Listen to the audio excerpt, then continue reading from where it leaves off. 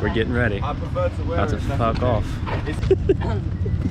Like riding a motorcycle, sometimes in life you fall down and you gotta get back up. And sometimes you fall down again and you gotta get back up again. But you keep riding. Or maybe that's just me. We're finally starting ride day 1 to the Giang Loop. It took us a good 3 or 4 hours just to get started. The structure of the tour goes as follows. We ride for a little bit, and then we stop somewhere with a view. And then we ride for a little bit longer, and then we stop somewhere with a view. Along the way somewhere, we find ourselves at a spot for lunch. Then we ride some more, stop at some more views, and finally find ourselves at our accommodation for the evening. To some, that might sound monotonous, but the views were incredible.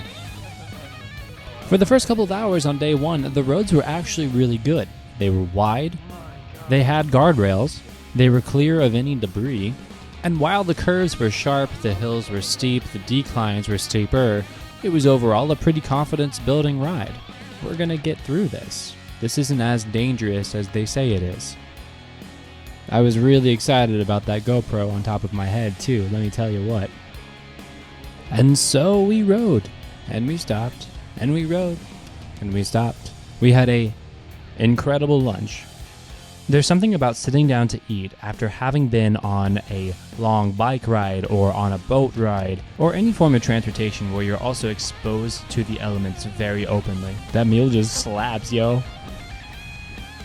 And then slowly but surely, the quality of the roads began to deteriorate. First, they were dusty, dirty, and then all of a sudden we found ourselves without a road whatsoever.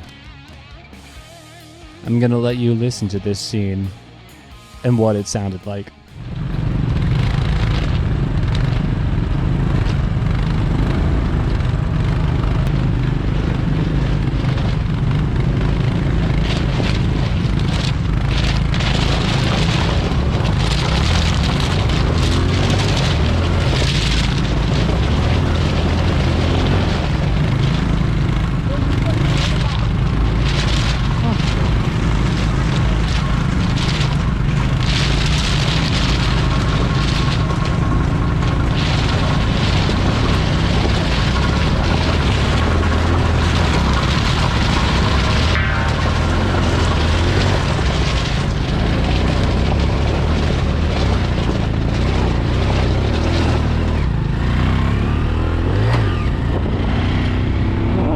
And that, my friends, was the very last video that my GoPro took from atop my helmet. You see, it wasn't long after that gnarly gravel road that I ended up falling for the first time. Bailing off of my bike, I ended up flying head first into a large piece of granite.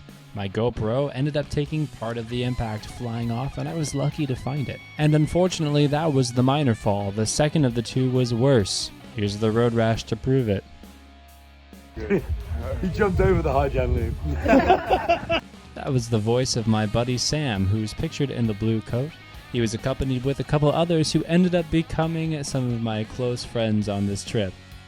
Sam was honestly probably the reason why I survived this trip. If it wasn't for his advice, I probably would have fallen a couple more times and in places that were not so secure. The whole crew from this tour inspired the shit out of me and truly means the world to me. And then finally, after what might have been the longest ride of my life, we found ourselves at our homestay with plenty of food, beer, and karaoke. If I wanted to, I could probably update a dating profile with my craziest travel story, stating that I fell off a motorbike in northern Vietnam and very shortly after, sang karaoke. It was an amazing night and there will be plenty more riding to come. See you tomorrow.